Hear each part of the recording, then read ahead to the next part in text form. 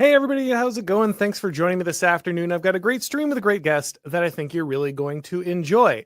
Whenever the issue of power comes up, whenever we talk about using power or the need to exercise power, the response is always something along the lines of, well, the One Ring is dangerous. You have to be careful about power. You must reject the call of power because ultimately power corrupts and destroys and divides.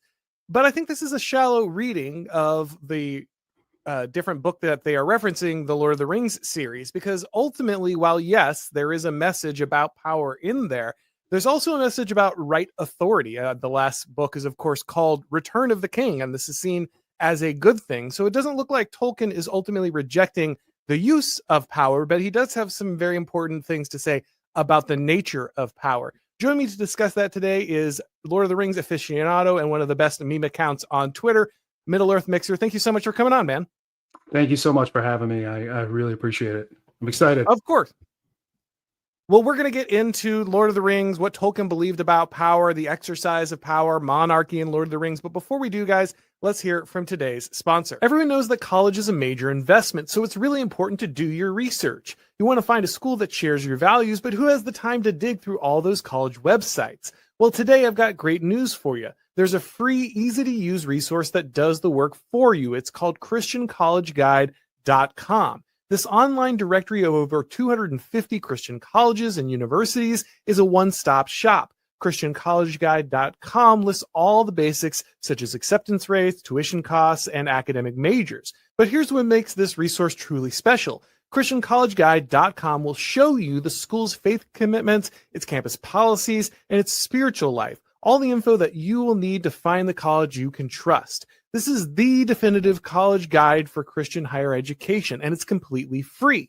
So if you or someone you know is considering college, go to ChristianCollegeGuide.com to create a free user profile and start today. It's ChristianCollegeGuide.com. All right, Mixer. So like I said, we hear this debate all the time, right? Especially now when people are kind of looking at the presidency of Donald Trump, and even in the wake of the assassination of Charlie Kirk.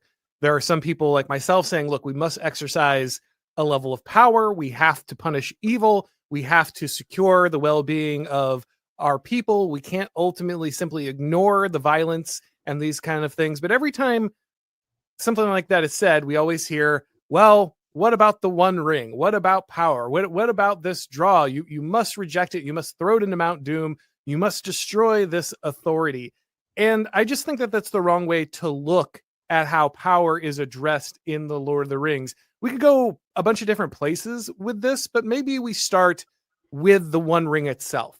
Is the One Ring just a symbol of power, or does it have other meanings Tolkien is trying to communicate to us? Well, Tolkien certainly didn't believe in allegory, so the One Ring is not an allegory for any one thing. If there's a theme that you can attach with it, great. That's wonderful. That's a lesson you can teach yourself. But before we talk about that, I kind of want to just preface how I want to approach this today.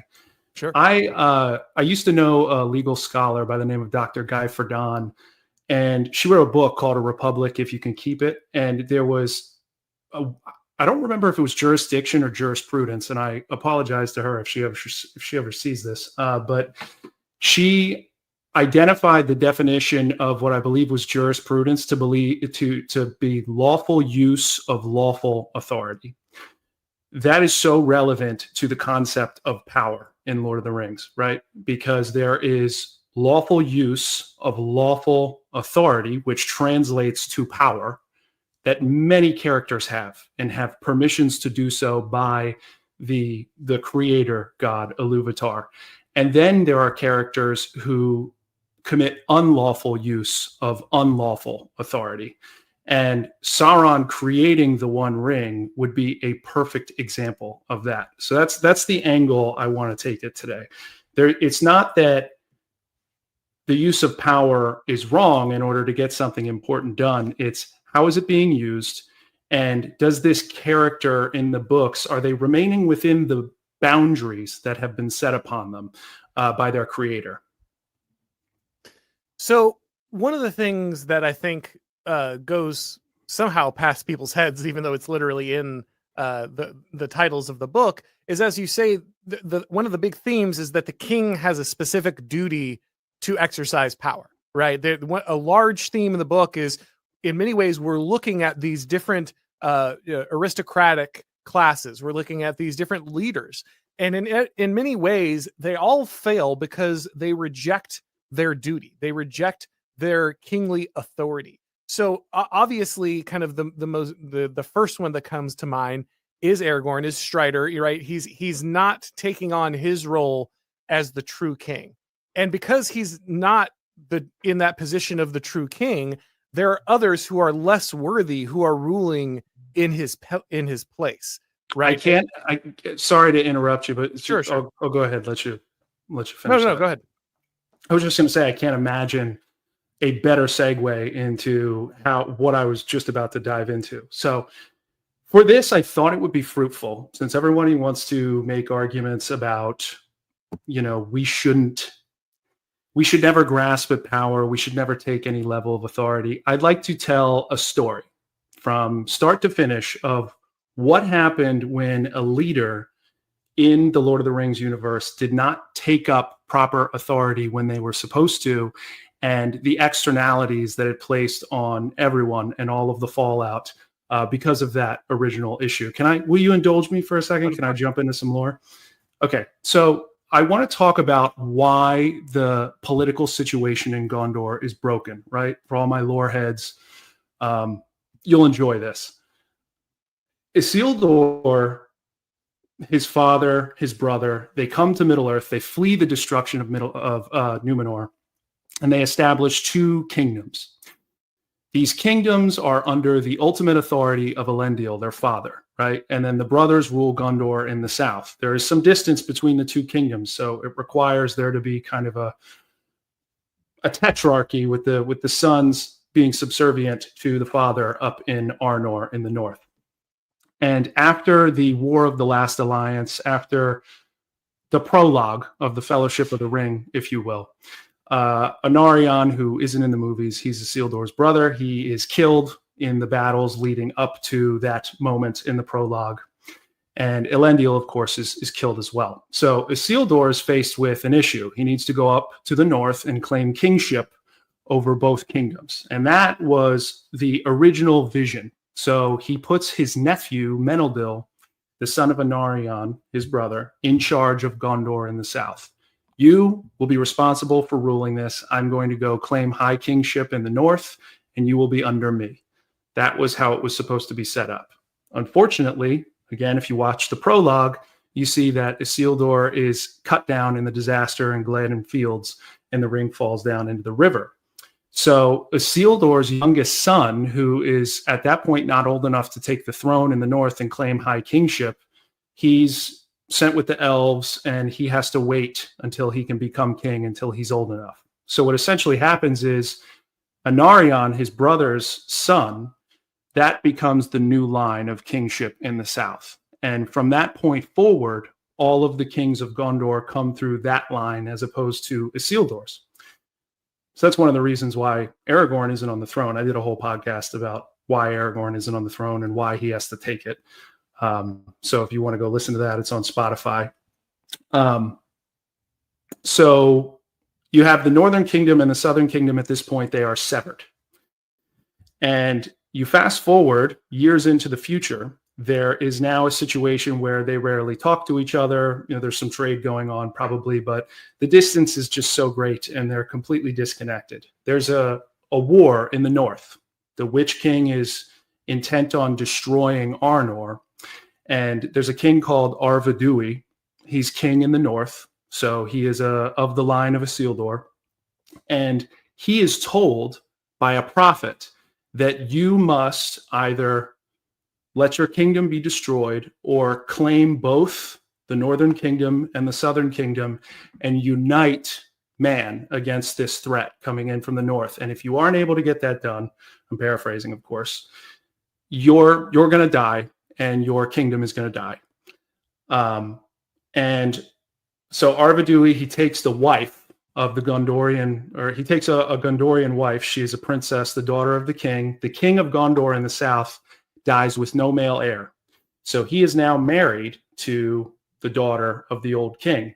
And he says, hey, by rights of the fact that I am an heir of Elendil, and I am married to the last king's daughter, I'm going to take both kingdoms for myself, and we're going to unite and fight this threat that's coming from the north. And there's two things that happen.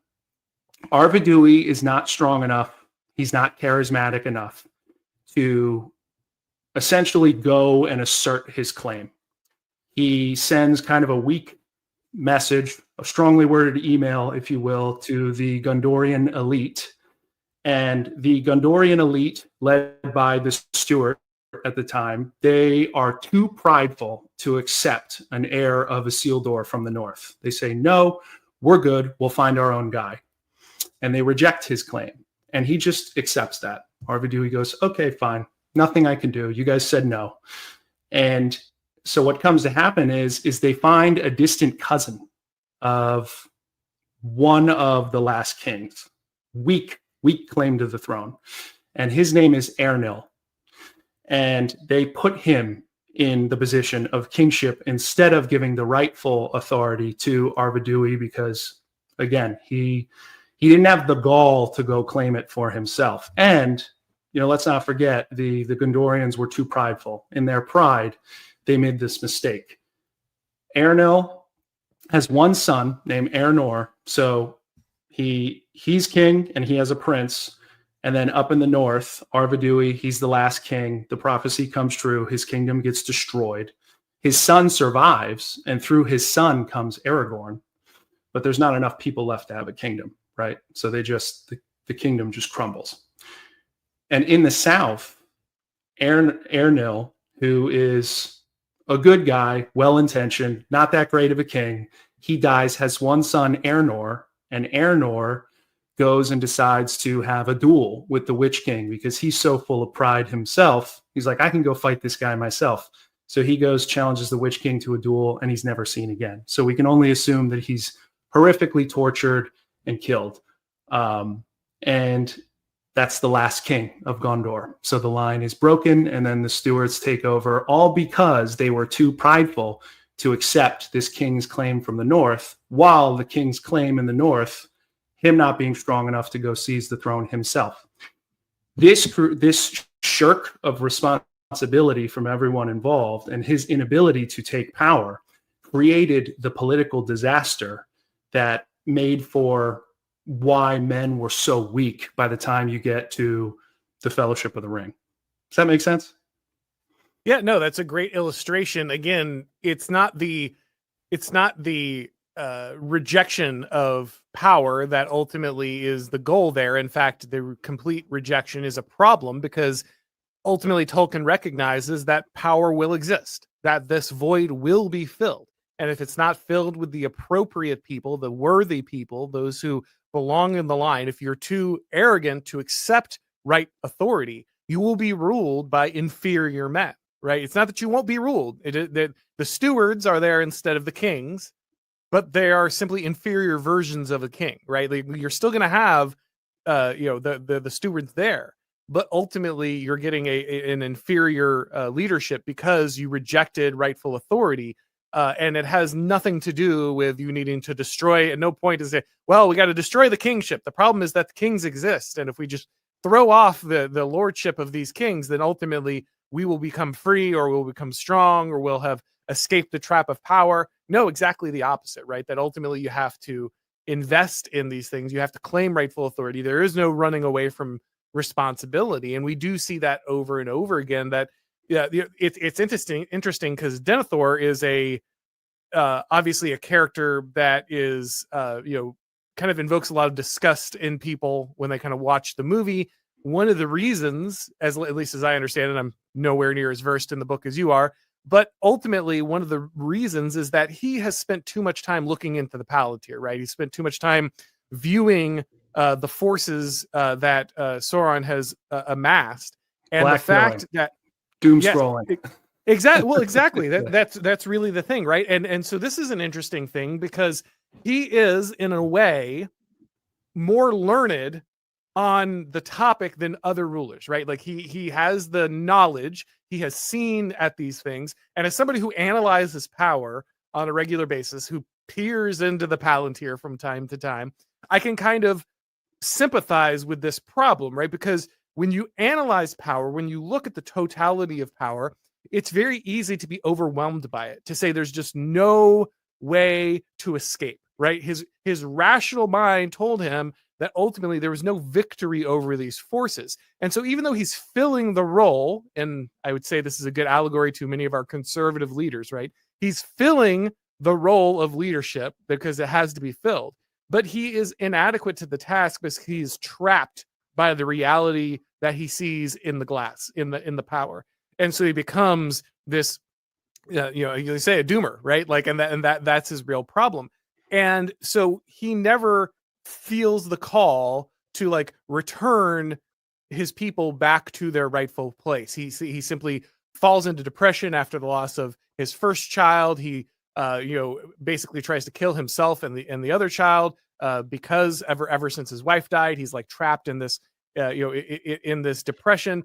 And that in a lot of ways feels like what we're getting from the David Frenches, right? Like they're like, look, we have to go along with power. That's just the way things are. We can't push back against it. There's no hope of victory this way. We have to play inside the rules that the power is set up for us. And ultimately, I'm kind of willing to burn myself and my movement down as long as ultimately, like, I didn't become this thing that I'm warning people about, right? I'm warning about the evils of power. So as long as I don't care if the people around me kind of die to this, that I ultimately kind of sacrifice my, very real son in a very, again, the connections here are really good. Like, the older version of conservatives willing to sacrifice their children to avoid becoming this thing, is very much the same thing that we saw from the Steward of Gondor. And I just thought that was like an interesting contrast of what happens when you have an unworthy ruler sitting on the throne. He's dooming himself. He's filling the role, but he's dooming his people in the meantime because he simply refuses to see another way out or to find a true heir that should be able to bring Gondor back to its glory. Absolutely. And when you read the books, Denethor actually is a much more fleshed out, tragic. You don't have the same level of resentment for him because you see this tragedy that has taken place inside this once great man, a man who should be in triumph over his enemies, who carries the majesty of those who came before him. That blackpilling, so to speak, does happen to him. And we see Tolkien creates this foil of characters between Denethor and Theoden as what is the proper response when everything is on fire, quite literally. How should a man respond? And Theoden had you look at the similarities, both lost a son, both lost an heir, both have everything crashing and burning around them. And where Theoden rises to the occasion and chooses hope with a little help from Gandalf, of course. They had to go in there and take out the trash. They had to remove Grima, who I love Grima because he is the quintessential archetype for the sneaky government bureaucrat, right? He's such a great character. The mischievous counselor, there's so many of those in our government today that need to be kicked to the curb. And Tolkien uses that to show us, hey, even when everything around you seems insurmountable, hopelessness is only for those who can't see the end. And in Denethor's mind, he thought he saw the end because Sauron really was whispering to him over years and years and years. He thought he had an edge over the enemy, and really Sauron was using this thing to cause him to really only show him things that he wanted him to see. Mm-hmm. Well, of course, Theoden is another great example, right? Because you have, as you say, that influence of the counselor. And in many ways, obviously, we know that our government is constantly receiving, as you say, these demoralizing destructive advice from bureaucrats, people coming in. You can't do that. You don't have the authority. You can't make these decisions. You can't take these actions, right? In a way, the council is paralyzing. It's meant to be paralyzing. It's meant to stop you from taking your rightful authority and taking the honorable action. And you have to remove that influence, right? You need that removed. But also, really critically, the way that he is ultimately woken up, again, if I remember correctly, it's been a little while, but Gandalf puts the sword in his hand, right? And this is what it's from the movie. Oh, that's only from the movie?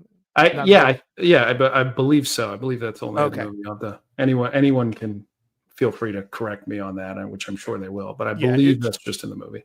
It's been a while since I've read the original book, so yeah, that could be the case. But I still find that to be that might be in the book. Sorry, go ahead. Either way, the point is it's a very moving symbol, right? Because it's not until once that picture of authority, right, kingly authority, and not just he's not handing him the scepter, he's not handing him the crown, he's handing him the sword, right? And like it's time for you to act. It's time for you to bring justice. It's time for you to fulfill and exercise your power in the most lethal way possible, right? And he's awoken to his duty and his need to return to being I remember. I'm sorry. That's going to bother me. That's going to bother me. So I just remembered. So Grima had his sword locked up because everybody is going to rail on me if I don't correct this. Grima had his personal sword locked away. So Theoden couldn't touch it, and then it's returned to him after he's restored. Gotcha. Sorry for that interruption. No, I don't want the. They'll come from it. Right. This guy's no authority. He doesn't know anything. Where's his credibility? But yeah, I just feel like that's a beautiful portrayal of like what stirs the king back to a noble action. Right? Is he has to feel the weight of the instrument of his office, the sword, the rightful sword he has been entrusted with as the civil magistrate, has to be felt in his hand before he can once again truly return to who he is and behave honorably.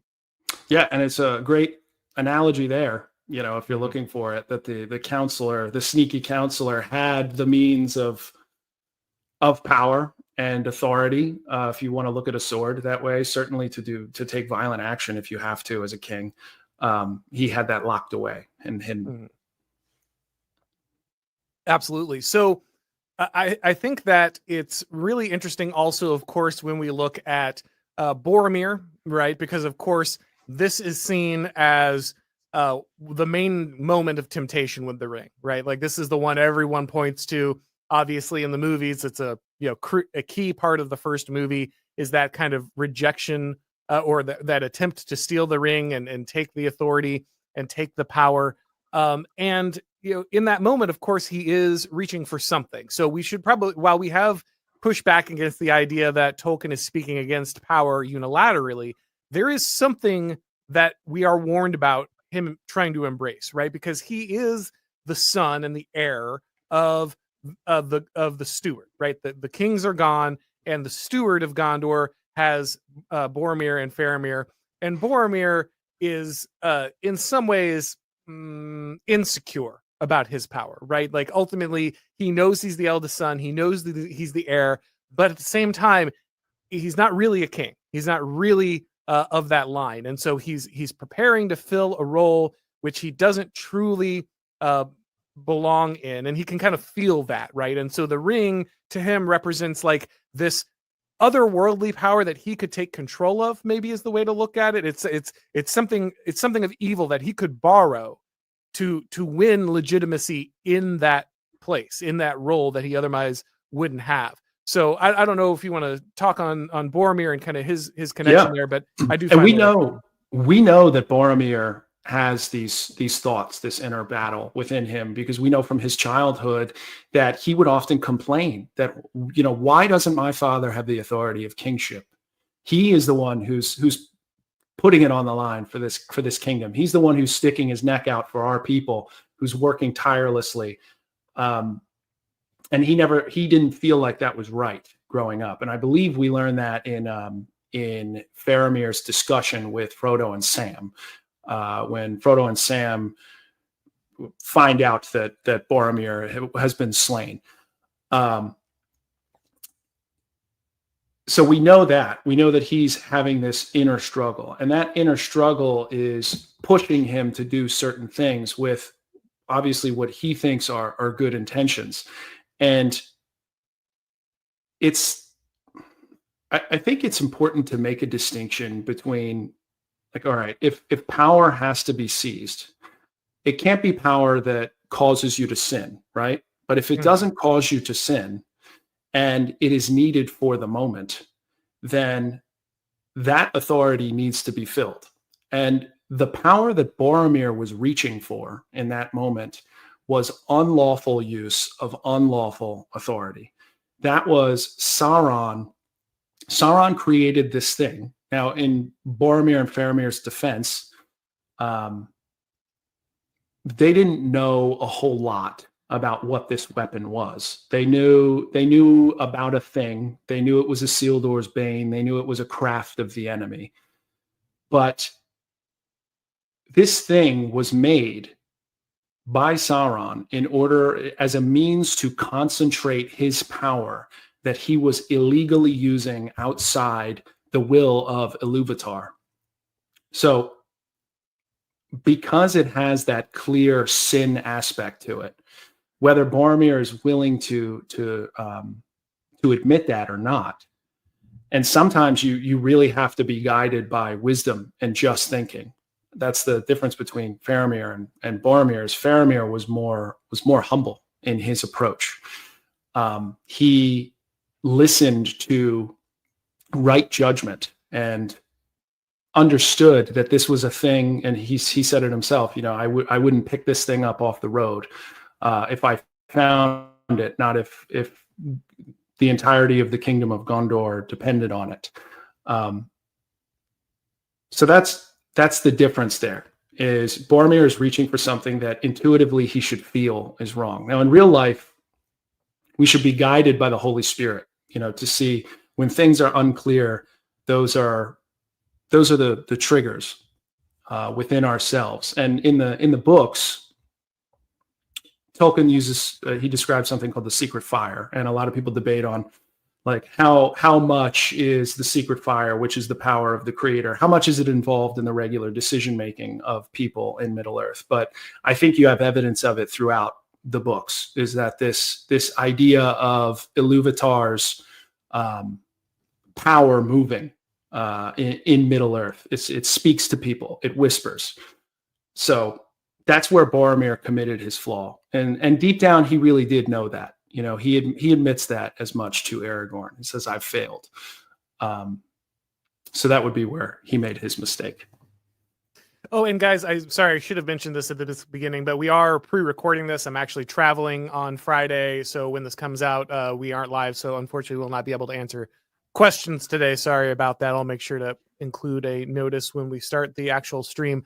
But most of what we discussed so far has been obviously in the book, right? Because that's the context most people are making those associations with. But I think it is also useful to look at Tolkien's actual beliefs, because he was a real person in the real world, and that obviously informed what he's writing about. So beyond the fact that he's writing about monarchy and the need to have these different authorities and to assume authority as king, and not doing so is itself a sinful, is a flaw, is falling short.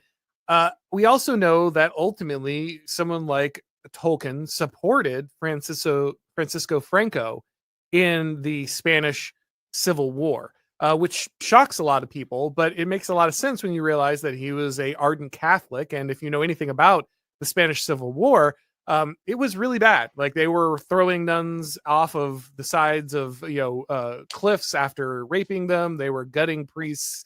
This was a deeply evil revolution. Now, a lot of people don't like Franco because they tend to associate him with fascism. I think that's a wrong way to understand Franco, but I understand, given the connections of the different people he was associated with at that time, there's a reason that sticks. But even knowing this, Tolkien says ultimately, I support Franco because he's stopping the ravaging of the Catholic Church in Spain, and that's really important to me as a Catholic. In fact, he was so committed to this that this actually became a falling out between him and C.S. Lewis, and Lewis ultimately kind of breaks off their friendship in no small part because of this fact. So it's very interesting because even if you look at we don't have to do just these, extrapolations of what he meant in the book and, trying to interpret how he felt about power. It's clear that when the chips are down, he believed that ultimately embracing a authority that was protecting Christians in a time of persecution was worth it, even if he ultimately might have had some misgivings about the way that was done or the man in charge or the allocation of the power. He would embrace a dictator like Franco if it meant stopping the communist murder of a large number of Christians. Yeah, Tolkien did certainly support Franco, and that is, as you said, something that tends to upset a lot of people. And I don't think it's as complicated as everyone really makes it out to be. It's not something that you have to write essays over. It's a simple matter of the fact that Tolkien was a Catholic above all else, and the communists had. You can call them the Republicans or whatever, and you do all the coping you want. But the communists and the left had full control of the other side of the pendulum in the Spanish Civil War, and they were committing all kinds of atrocities against the church. So that was something that Tolkien absolutely could not stomach under any circumstances. So I don't believe it was a difficult choice for him. I do obviously he would say that I didn't support everything. You can't support everything in war. Tolkien supported the Allies in World War I and II, but he would often make criticisms of propaganda coming from the Allied side. He would often, he was a huge critic of the atom bomb and was horrified of them. So there's things that he would acknowledge that were wrong about what any one side has done. But ultimately, he was able to have the cognitive ability to be like, well, I don't want these people to have power. That's easy. So that's a simple explanation, I think. And I don't think it. Sorry, go ahead.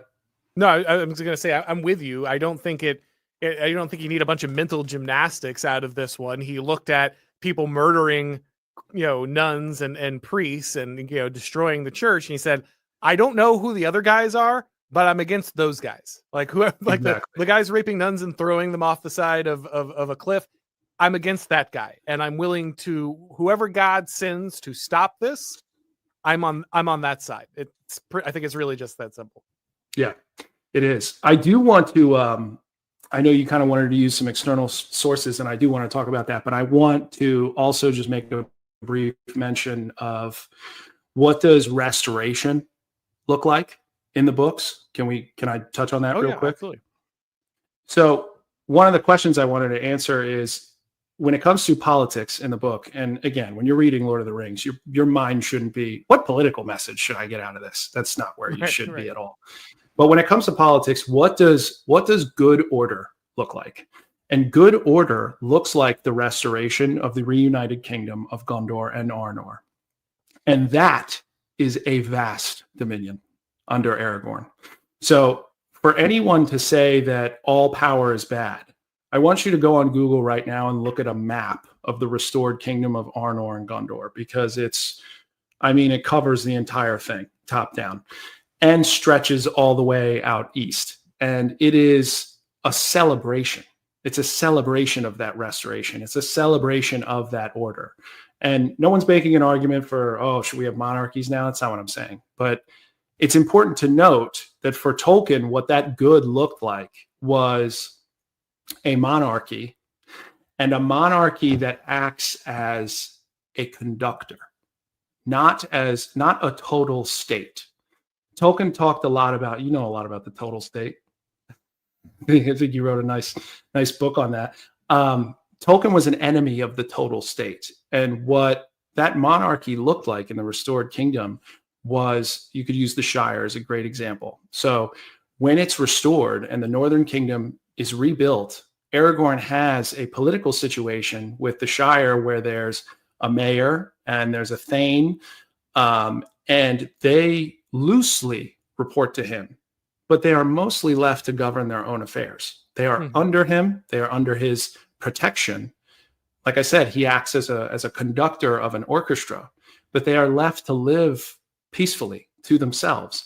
And that kind of sacred, if you want to call it medieval anarchy or sacred medieval anarchy, where authority looks more like a patchwork, as opposed to this huge state full of bureaucracy and people who are the bureaucracy is what the Shire looked like when it was scoured, right? During the scouring of the Shire, there's rules posted everywhere. Frodo, Sam, Merry, and Pippin, they return, they come over the bridge, and the first thing they see is a bunch of hobbits locked in this disgusting house where there's a list of rules on the wall. That you read that and you go, oh, this is a lot of times what liberal democracy looks like. This if you want to call it the H.R.rification of government. That is what Tolkien hated. He despised it. He talked about throwing people in prison who used the word state in any other definition besides just referring loosely to what has historically been the nation of England. So that's what a restored monarchy looks like. Is Aragorn being a noble protectorate under the authority of the creator, which that essentially comes through like Gandalf. Gandalf is the mastermind, if you want to say that, behind him returning to the throne. Gandalf is pushing the events of Middle Earth in that direction, himself acting as the priest for the king. So that's what right power looked like to him. I'm really glad you brought that up, because my next point was going to be him. The quote that people like to throw around is him talking about being an anarchist, right? Like, and they don't understand because they're not. They never finished that quote, though. Yeah. Well, go ahead, finish that quote. Actually, so he says, "I could be described as an anarchist," and this isn't verbatim. I'm doing it off the top of my head, but I could be described as an anarchist, which is to say that I don't believe in whiskered men with weapons pointed at everyone, or.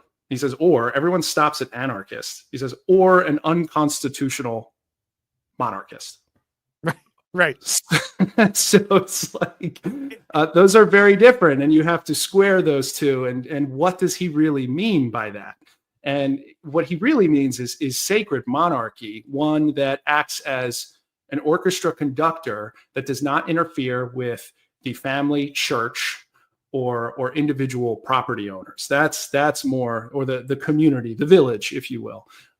That's more what he means by that. The power and the ability to solve a problem should be as close to the problem as possible. It should not be zoomed out. Tolkien hated the machine, and when he used the word machine, he's not talking about a car or a plane. He's talking about the machine in the abstract, the machinification of every aspect of our lives, the machinification of government, because now government is figuring out how to surgically control you, to surgically have a stake in every aspect of your life. That is what Tolkien repudiated and hated more than anything else.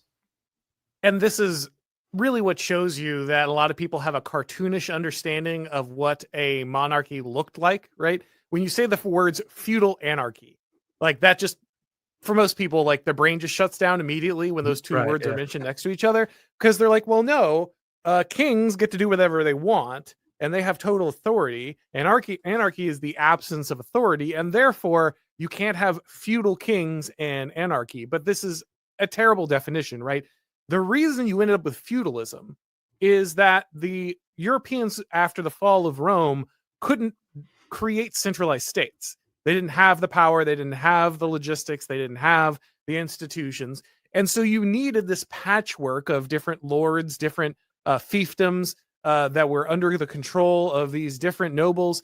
And the king was just the first among nobles, right? He was the top noble, but he still had to acquire the assistance of his bannermen. This is why you even get parliaments in the first place, right? The king basically needs a place where he can lobby all the rich nobles and get their money so he can go to war, right? But he still has to lobby them. Like, he has to convince them If he doesn't have their banners, if he doesn't have their tax money, if he doesn't have their levies, then he cannot go and do what he wants to do. And so the king is in a constant negotiation with these nobles about like how to get things done. And that means it's very hard to centralize power in a state apparatus because so much of it is distributed down into the people. If you read something like The Ancient City by Collonges, you get the same idea that ultimately the different tribes and the different aristocrats and their control over their tribe, the gens, really kept the central power from Rome from being able to create this like organized state.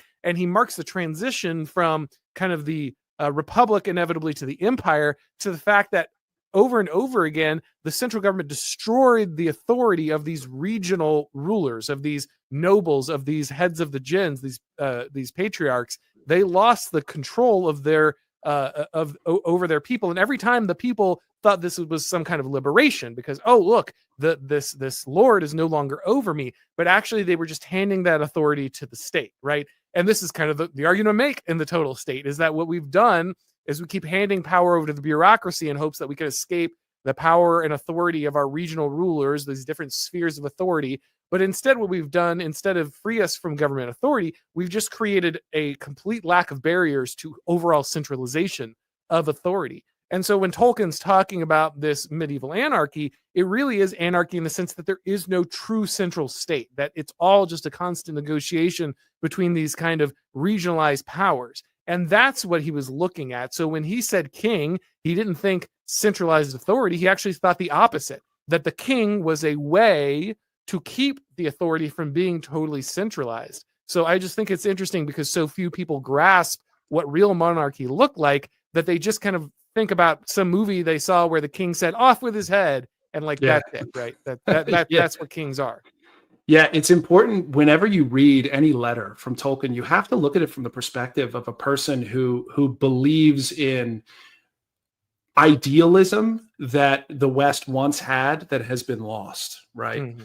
And people are reading his letters and they see modern words in there that mean completely different things to them, and then they go, "Oh, look, Tolkien would have supported genital mutilation in a it's like crazy the conclusions I've seen people come to." But the one point I wanted to make is, a lot of people ask like, okay, well, what is the power, like what does Tolkien mean? What does the power level look like of a monarch?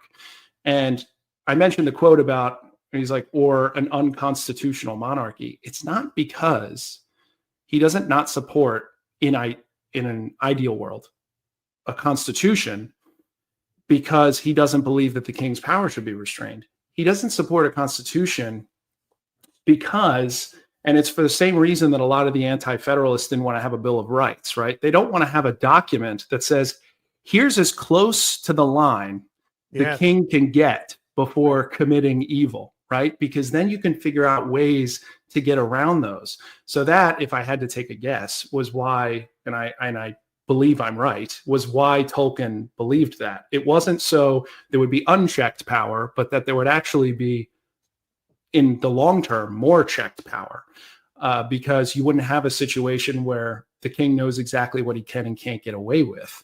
And more often than not, those documents actually tend to deteriorate, right? And the governing power tends to get away with more and more and more as time goes on. And if you talk about the patchwork and the medieval anarchy, you could ask yourself the question, like, who's more powerful, the local lord or the king? Well, it depends on who you ask, right? Because a local lord is going to have more loyalty from the people, if he's a good leader, from the people who live under him and are closest to him.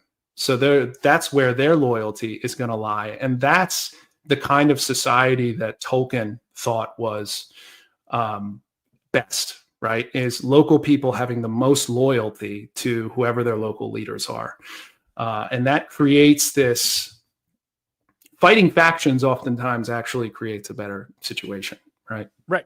Again, it's not even something that our founders didn't know, right? Like, ambition was supposed to check ambition, right? That's what Federalist 51 is all about. They knew that rules didn't check power. Power checks power, right? And without power confronting itself, without different powers pushing back against each other, someone will rule, right? And so you have the situation where, yes, technically some unelected bureaucrat in, I don't know, the civil rights division of the United States government has more power than most kings could have imagined throughout history, right? Like he snaps his finger and tomorrow he can dictate what every business and every institution and every religious organization in the country has to believe and has to carry out in their private dealings, right? Like you're basically like they can make it more or less illegal for you to think certain things or believe certain things, act in certain ways.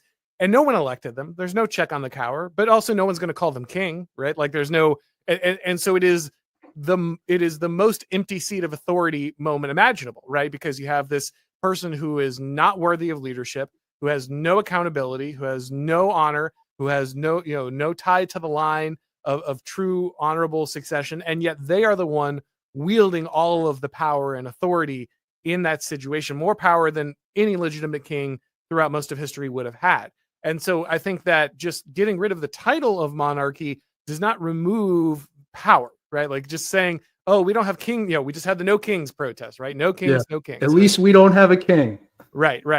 Yeah, the government of California can steal your child if you don't want to chop their genitals off, but there's no king. There's no monarchy, right? And that's what no monarch in history would have thought of, subjecting every parent in their entire civilization to this like weird mutilation sacrifice ritual. And if they don't do it, they lose their children. Like no king throughout history would have thought that this was ultimately going to be like a good idea. And they also wouldn't have even had the ability to do so. Right. You think about medieval England, it's like those leaders did not have the ability to control in such a mechanistic way how everybody, as you said, you can snap your fingers and then every business, government organization does this thing. They wouldn't have been able to do that. Exactly. So I think it's just very interesting that the misinterpretation of what monarchy was, the ahistorical understanding of how it worked, and just the way that people throw around Tolkien as this like anti-authority guy. When if we look at any of the stuff that he's talking about, it's not a rejection of authority. It's a rejection of unrighteous authority. And it's an encouragement over again. Like we said, one of the big themes of these books is that you must have the right people assuming authority, and that there is a cost for not exercising power, for not assuming your proper role, for shunning or for being too arrogant to accept lawful rule, right? Like there is ultimately a consequence. So that's kind of just what I think we hit on most stuff. Is there any other aspects that you wanted to touch on before we go? No, I think, we were going to go about 45 minutes, right? I think that pretty much, I think we've covered the gauntlet of it. I was going to maybe talk about Numenor, but I think we've reached a good ending place. I think to summarize it though, is if you take anything away from this podcast, it's the One Ring is unlawful use of unlawful authority. And there are characters who need to rise to the occasion of lawful use of lawful authority. And that is a theme throughout all of the books, not just Lord of the Rings, but the entire Legendarium. Go read the Silmarillion. There's plenty of examples of kings that needed to do the right thing at the right time. And if they don't do those things, then people suffer. Absolutely. All right. Well, we like said, no super chats today because we are pre-recorded. So sorry, guys. Can't answer any of your questions today. Before we go, is there anywhere you want to direct people? I know you got the podcast, the Twitter account. Anything else people should know about? So I plan to come out with a bunch of new content in 2026. Big plans. I paused the podcast for a while because my 9-to-5 and dad life got pretty busy. But right now you can find me on Twitter at Middle Earth Mixer, and then you can see my old episodes on Spotify and Apple. And I plan to come out with more stuff soon.